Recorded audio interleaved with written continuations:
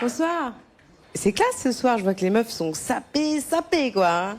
Nous aussi, on a fait des petits efforts. Enfin, moi, c'est pas moi, c'est la styliste, en fait. Hein, parce qu'il y a une styliste qui nous conseille pour pas qu'on se foute trop la honte sur scène. Et moi, la styliste, elle m'a vu arriver, elle a fait « Oh là, faut tout changer, là !» Moi, j'ai un vrai problème pour me saper, ouais. Bah, moi, bon, je sais pas ce que vous en pensez, mais les fringues, elles sont toutes taillées pour des stars aujourd'hui, c'est vrai. Moi, à chaque fois que je rentre dans un magasin, je kiffe sur une fringue, je l'essaye, la fringue, elle calcule pas mon corps. La fringue, elle dit « Ah non, désolé, moi, je calcule que les meufs qui prennent pas de deuxième bol de riz chez le japonais. » Non, sérieux, non, moi, je mets un truc sportswear, sur moi, ça fait « Where is the sport ?» Non, moi j'en ai marre de la mode mannequin. Sans déconner, un jour je vais péter un câble. Hein. Est-ce que quelqu'un dans la salle a essayé d'acheter un jean qui soit pas taille basse ces dernières années? Non mais les jeans comme avant, là, qui arrivaient jusque-là, on dirait ça a jamais existé. Non mais tu demandes dans les magasins, le vendeur, il te regarde genre... Retourne d'où tu viens, cette planète est trop dangereuse pour toi. Non franchement, ça vous va bien à vous, le taille basse? Bon, je parle pas aux mutantes anorexiques d'1m70 ou 80 ans, on s'en fout. Non, je parle aux filles normales, comme moi. Parce que sur nous, les petites gourmandes, eh ben, le taille basse, c'est dégueulasse. Eh ouais, c'est dégueulasse. Et les vendeuses, elles sont dans le complot aussi? Non, franchement, vous pouvez pas voir, mais de dos, il est super sur vous, le taille basse. Ouais. Mais faut le porter avec un string, pas avec une grosse culotte. Hein. De toute façon, t'as pas le choix, donc tu l'achètes, le taille basse. Hein. Tu retournes chez toi, ton mec est là, prêt à assister au défilé de mode. T'enfiles ton jean, tu te retournes, et là, il te fait... Oh, c'est bizarre, on dirait que t'as deux culs, là. Un en bas et un en haut, c'est chelou.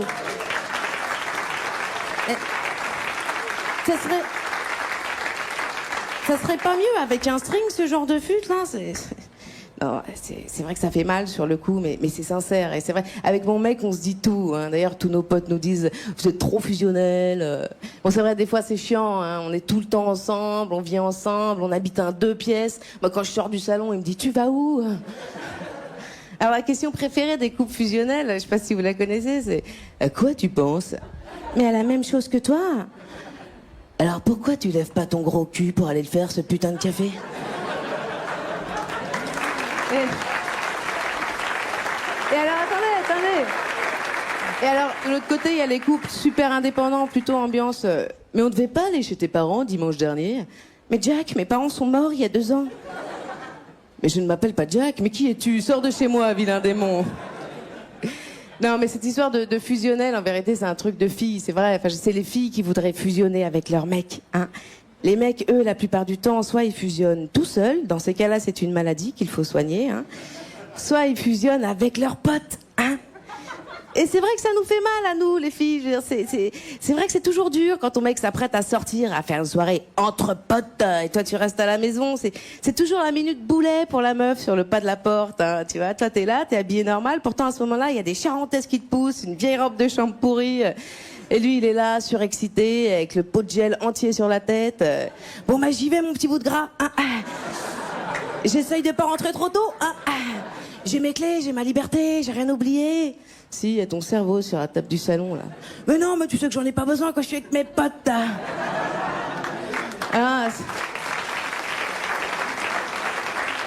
Alors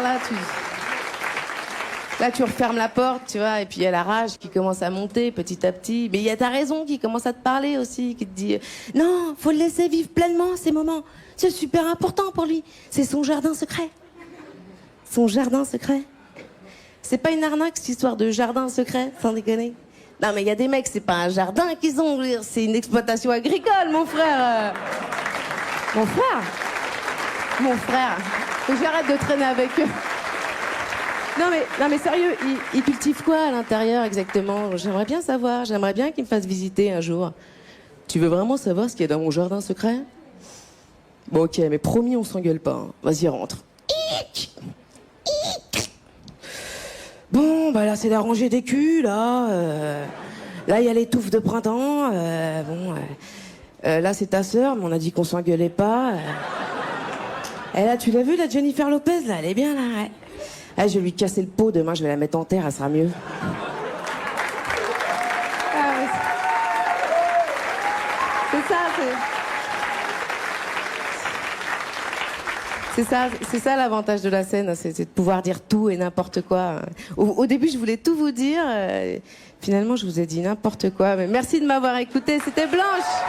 C'est comme les initiatives qui visent à protéger les gens d'eux-mêmes. Je supporte pas ça. Comme les photos sur les paquets de clopes, là. Pourquoi on accepte de subir ça? Pourquoi tout ce qu'on fait comporte des risques. À partir du moment où tu nais, c'est ce qui risque de t'arriver, de mourir. D'accord? C'est pas pour autant qu'il faut foutre des posters de corbillard dans les salles d'accouchement. Il faut laisser les gens tranquilles à un moment. Tout ce qu'on fait comporte des risques. Dans ce cas-là, pourquoi choisir certaines activités en plus pour faire de la prévention et pas d'autres? Dans ce cas-là, pourquoi on met pas des photos de noyés tout gonflés à l'entrée des plages? On pourrait avoir ça quand même. Pourquoi on met pas des photos de femmes seules dans des grands appartements en train de pleurer en regardant par la fenêtre sur les boîtes de pilules? On pourrait. Bien sûr. Ou des photos de prison à l'entrée des mosquées. Tout ce qu'on fait comporte des risques. Ou des photos d'Harvey Weinstein tout nu sur les plaquettes des cours Florent. Bon, on pourrait avoir ça. Non, je me suis rendu compte il y a pas longtemps, j'ai jamais été aussi seule de ma vie, mais ça va en fait. Ça va, c'est bizarre, mais ça va. J'ai pas eu de relation amoureuse à proprement parler depuis 4 ans. Mais ça va. J'ai complètement raté le virage des histoires de Tinder, tout ça. Moi, jamais. De toute façon, le sexe pour le sexe, je sais pas, j'ai jamais trop compris. Je trouve que c'est un peu sans intérêt. Le sexe quand tu connais pas l'autre, c'est souvent des baises nulles, je trouve. Sinon, les filles porteraient pas plainte. Hein. On tuait des chatons à l'époque. On tuait des chatons, quoi. Mon père tuait des chatons, quoi. Pas pour son loisir, mais genre, quand il y avait trop de chatons, il tuait des chatons. On tuait des chatons, quoi. C'était une discussion de cours d'école. Je me rappelle, dans les années 80, on comparait les techniques de tuage de chatons des papas, quoi. On se demandait comment, parce qu'on était un peu sadique, c'était les époques où on se disait, mais comment il fait le tien? Moi, le mien, il met avec un sac plastique comme ça, avec de l'éther, et puis bam, bam, 3 fois contre le mur, comme ça, après, il n'y a plus de chatons après. C'était des vraies discussions. On n'imaginerait pas aujourd'hui un ado qui posterait sur Facebook une photo du père à gare avec des chatons morts dans un sac, là, hashtag instant complice avec Daddy. On m'a conseillé de prendre un chat d'ailleurs récemment. Je trouve pas ça très bienveillant comme conseil. Prends un chat. C'est perfide en fait. On te dit pas prends un hamster, ça vit 2-3 ans, d'ici là tu auras rencontré quelqu'un. Non, on te propose une solution sur 20 ans quand même. Enfin, c'est que tes pronostics en termes d'amélioration de la situation ne sont pas dingues en général quand on te dit prends un chat. Et en fait, je me suis rendu compte qu'il y avait maintenant ce même dispositif partout à la sortie des toilettes dans les aéroports.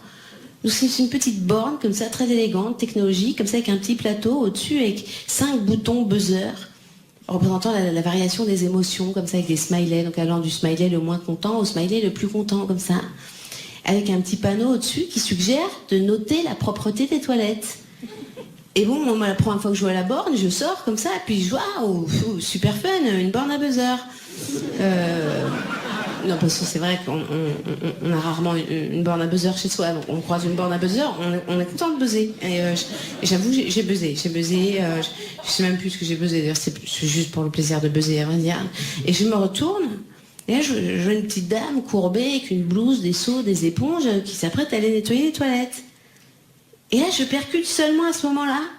Et je me dis, putain, mais t'es dans un aéroport, en plus, dans un aéroport, il y a 10% de la population mondiale qui prend l'avion. Un aéroport, c'est le club le plus select de toute la planète. Les seuls pauvres qui rentrent dans un aéroport, c'est pour y nettoyer les chiottes. Et on leur met des notes. Enfin, c'est immonde, en fait, c'est une délation, c'est vraiment dégueulasse, sauf qu'on peut pas percuter ça quand tu vois la borne, parce que quand tu vois la borne, tu te dis hey, super fun, hygiénique, technologique, sûrement sans danger. Je buzz quoi, je buzz en mode nazi quoi, en fait, c'est ça qui se passe. Mais c'est terrible, la technologie ne fait plus du tout appel à ce qu'il y a d'humain dans l'intelligence quoi. La technologie, la borne ne te demande pas d'avoir d'état d'âme en fait, c'est ça. En fait, on est en train de devenir des merdes. En tant qu'humain, je veux dire, notre humanité n'est plus du tout une plus-value pour la marche du monde. Elle ne va plus servir à rien, cette humanité. On est des coquilles vides, c'est ça. Et on le sent intimement qu'on est des merdes et que la technologie va nous laisser sur le bas-côté. Et c'est pour ça que ça peut rendre mégalo, parce que comme on sent qu'on est des merdes et que c'est très dur, et ben, la première proposition qui vise à nous renarcissiser, on s'y accroche comme ça, aveuglément, sans se poser de questions. Regardez Uber, par exemple. Il faut qu'on ait développé un complexe d'infériorité complètement dingue pour avoir adhéré à Uber sans se poser de questions du tout. Uber, ça, c'est complètement mégalo comme système, on est d'accord. Le loufia, docile et silencieux qui vient te chercher à n'importe quelle heure du jour ou de la nuit, où tu veux, dans une berline noire aux vitres fumées, qui t'ouvre la portière pour rentrer et pour sortir de la voiture. Ça va pas ou quoi? Sors de cette voiture, Manu. Pourquoi as-tu besoin d'un chauffeur, Manu? Enfin, tu sais même pas tailler un silex.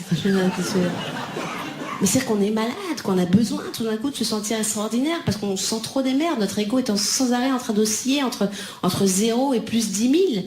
On est malade en fait, on est en train de devenir complètement malade. Bonsoir. Est-ce qu'on n'a pas été un peu trop loin avec cette histoire d'égalité des sexes? Je suis désolée. C'est une vraie question. Moi, quand je me lamente auprès de mes amis, souvent les gens me disent « Mais oui, mais c'est parce que tu leur fais peur, tu vas sur scène, t'es indépendante. » Mais ça suffit. Enfin, je veux dire, est-ce qu'on n'a pas été trop loin véritablement? Parce que quand il s'agit de sexualité, de désir, je pense qu'on quitte le domaine de la raison. On n'est pas on est dans le reptilien, on est dans l'instinctif, on est dans le Cro-Magnon. Qu'est-ce qu'elle veut, Madame Cro-Magnon? Madame Cro-Magnon, elle veut un mâle alpha qui va bien garder la caverne. C'est ça qu'elle veut. Et le mâle alpha, c'est pas le mec qui va dans des spas, qui met de la crème, qui fait de la trottinette, qui vapote et qui fait la vaisselle, même quand on ne leur a pas demandé de faire la vaisselle. Je suis désolée, c'est pas ça. La vérité, c'est pas ça. La vérité, c'est que la femme désire un homme qu'elle peut potentiellement craindre. C'est ça. Il y a quand même cette idée d'intrusion, de violence dans le rapport hétéro, dans l'essence même du rapport hétéro. Il y a de la violence et de la domination. La première fois au lit pour une fille avec un garçon, il s'agit quand même beaucoup pour la fille de se laisser faire quand même. Hein. C'est pas du viol caractérisé, bien sûr, parce que ça se passe étape par étape. Le garçon fait en sorte que la fille ait pas l'impression que tout ça se passe sans son consentement. Hein. C'est la technique du pied dans la porte, hein, un petit peu. Enfin, du doigt dans la chatte, en l'occurrence. mais il y a cette idée de violence, d'intrusion, et les hommes en ont même pas conscience. En plus, c'est pour ça que c'est pas un terrain de bataille. Les hommes n'ont pas conscience de la violence qui nous inflige dans la sexualité du tout. Les hommes expérimentent des choses, tout simplement. Je pense que le corps des autres est un terrain de jeu pour l'homme et il essaye des choses sans penser à mal. C'est comme quand on file un jeu d'éveil à un singe. C'est pareil. On a tous vu ces images de laboratoire, hein, avec le chimpanzé en train de galérer avec un jeu d'éveil comme ça, avec un chercheur qui prend des notes à côté. Vous voyez ces images, hein, avec le singe qui essaye de mettre le cylindre dans le carré, ça marche pas. Dans le triangle, ça marche pas. Et une fois que le singe a repéré que le cylindre rentrait dans le trou rond, il va répéter cette action. Hein. Il va répéter cette action, tout simplement. Mais si le cylindre rentre aussi dans le trou en forme d'étoile, en forçant un peu, hein, imaginons si les formes sont un peu flexibles, par exemple, et que le chercheur qui l'observe ne le sanctionne pas à ce moment-là, en lui administrant un petit coup d'électricité, par exemple, et ben si le singe trouve ça fun de mettre le cylindre dans l'étoile, il va répéter cette action, hein, le cylindre dans l'étoile, les hommes c'est pareil. Non, je dis pas que les hommes sont des singes, c'est pas ce que je dis. Non, les singes ne bombardent pas les gens pour les convertir à la démocratie, par exemple. Mais c'est le même mécanisme, c'est-à-dire que comme on les sanctionne pas, ils en ont pas conscience. Et ça doit pas être un terrain de bataille politique entre l'homme et la femme, cette histoire, parce que ça n'a rien à faire dans la sexualité, l'égalité. Moi, j'ai couché avec un Américain, pour documenter mon propos. Je suis partie en reportage là-bas, et avec un New-Yorkais, j'ai vu ça.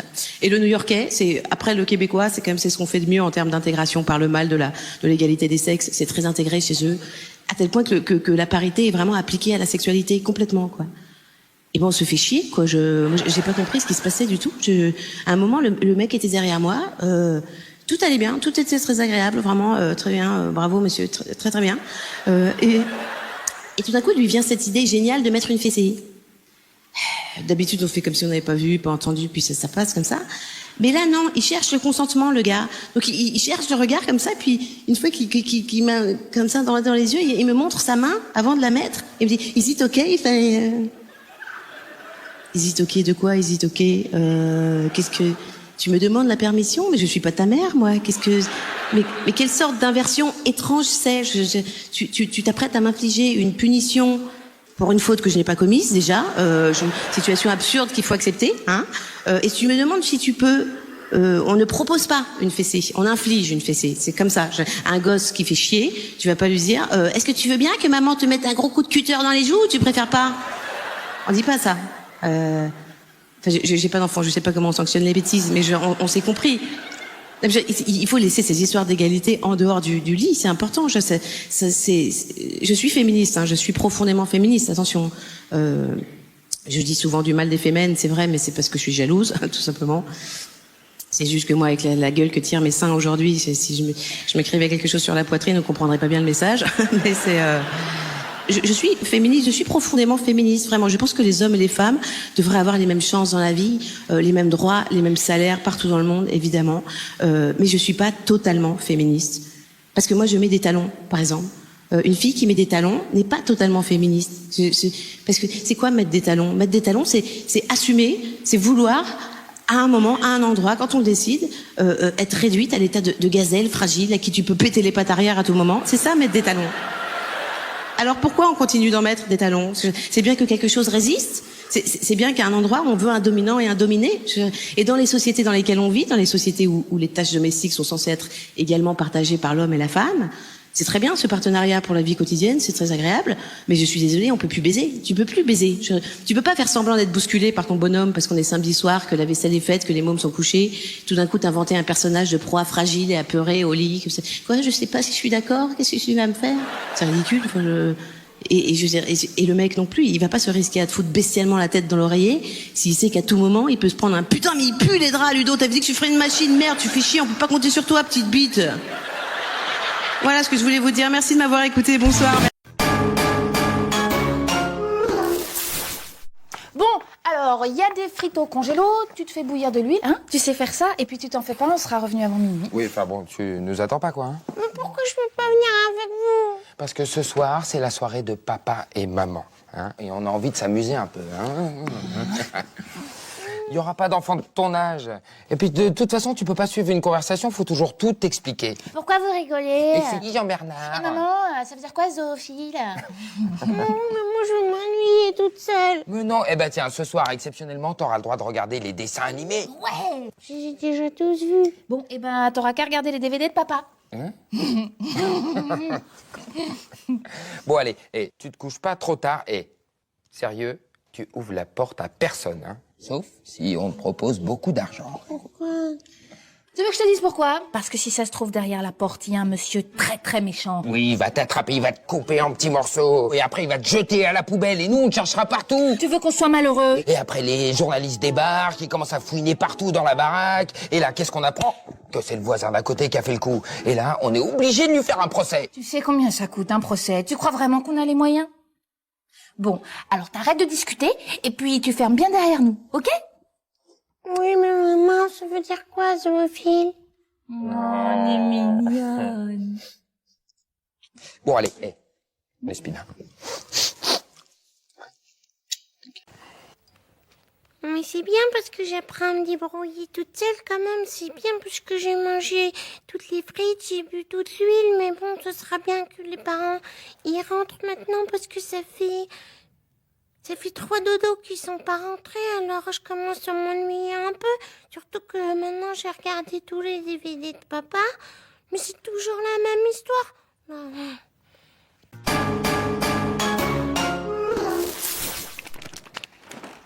Mais qu'est-ce que c'est que ce bordel dans le salon? Tu prends ça, tu vas ranger ça dans ta chambre. Allez, file! Mais depuis ce matin, t'arrêtes pas de me crier dessus. Moi, j'ai rien fait. Je suis tendu, voilà, tendu. Pourquoi t'es tendu? C'est pas de ma faute. Excuse-moi, mon petit bouchon, je suis désolé, mais... Voilà, ben, j'ai couché avec une autre femme que maman et... Je culpabilise, tu vois. J'ai envie de lui dire, hein, mais je sais que si je lui dis, elle voudra pas qu'on baisse pendant 6 mois, que je vais galérer pour récupérer notre couple, les cadeaux, les courbettes, les excuses. Et qu'en même temps, si je lui dis pas, Et ben tu vois, ça me fait comme un poids là, je me sens pas bien, je me sens malhonnête, j'ai l'impression que je suis en train de mentir. Voilà, en fait je pense que c'est ça. Dans la vie, il y a des choses qui se passent. Parce que après 15 ans de mariage, je pense que t'as envie de voir autre chose. Hein, ça doit être humain. Enfin, je sais pas, mais... Cette fille, qu'est-ce qu'elle était belle. Qui c'est la fille? C'est Tata Sophie. J'aime bien Tata Sophie, elle est gentille, elle est belle. Ah, eh ben, tu vois? Bah oui, elle est belle. Hein. Elle est belle et elle est bonne, la salope. Alors, je pense que papa, il a pu dire ce qu'il avait sur le cœur, c'est bien. Mais maintenant, si je le dis à maman, papa, il va me faire la tête pendant 6 mois, ça c'est sûr. Et si je lui dis pas, mais ça me fait un petit poids là. Et c'est pas bien parce que j'aime pas les petits pois. Voilà.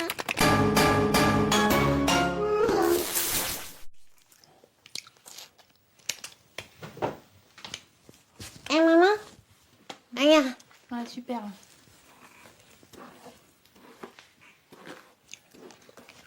Maman, je pourrais avoir un petit frère. Je crois pas, non. Mais Tamara, elle a eu un petit frère à l'école, moi je voudrais un petit frère. Ah, ma chérie, je suis désolée pour toi, mais ça va vraiment pas être possible. Tu sais, ça a été vraiment difficile pour maman quand t'es née. Hein, j'ai beaucoup vomi. Et ton papa, il m'a pas touchée pendant 9 mois. Et les contractions, ça fait hyper mal. C'est comme si t'avais des pieux qu'on t'enfonçait dans les reins. Et c'est rien comparé à l'accouchement. Hein. L'accouchement, c'est un truc. J'ai cru que j'allais mourir. T'as l'impression de chier un tronc de baobab. Enfin, si tu veux, c'est comme si on sortait un éléphant d'une cabine téléphonique. Et du coup, ils ont dû couper la zézette à maman parce que ta tête, elle était trop grosse. Et ils ont sorti des énormes cuillères comme des pinces pour te sortir de là. Oh, merde, tu vas pas faire un caprice. C'est comme ça, hein, les enfants, ça chiale tout le temps et au bout de 6 mois, on aura tous des tronches de zombies. Surtout toi, parce qu'il va dormir dans ta chambre. T'aimerais ça? Tu n'auras pas d'autres enfants, point barre. Ah, puis on voit bien que c'est pas toi qui fais plus la différence entre ta chatte et ton cul. Hein. Tu sais combien de temps j'ai mis à marcher à cause de toi? Sans compter les 25 kilos qu'il a fait que je perde. Ah non, si c'était à refaire, je crois qu'on en passerait. Ouais. Oh, être encore en retard à l'école. C'est à cause de qui? C'est à cause de moi. Et voilà. Bon, je suis emmerdée parce que j'ai menti à la gamine ce matin. J'ai embelli le tableau parce que je pense que la vérité, elle est pas en âge de l'entendre. Parce que la vérité, c'est qu'il y a trop d'enfants sur Terre. Et que c'est notre espèce qu'on est en train de mettre en danger avec cette prolifération stupide et complètement irresponsable.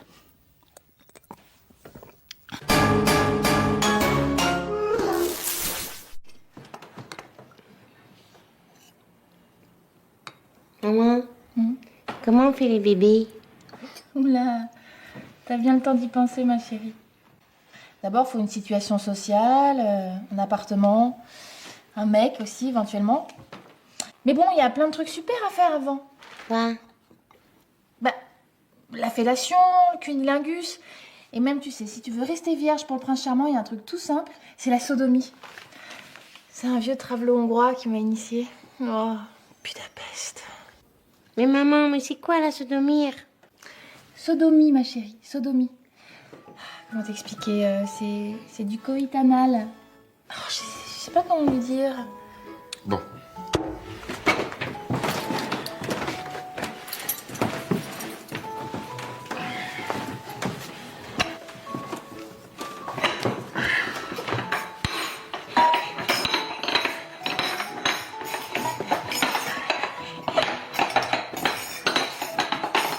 Mais... Oh! On prend du temps pour t'expliquer des trucs, là. Et toi, qu'est-ce que tu fais? Tu rêves? Tu regardes ailleurs? Non, non, attends. Tu crois que ça me plaît, moi, hein, de sodomiser ta mère à 8h du mat?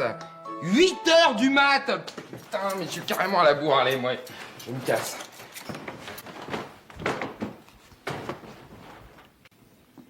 Dis donc, c'est pas très marrant la sodomie.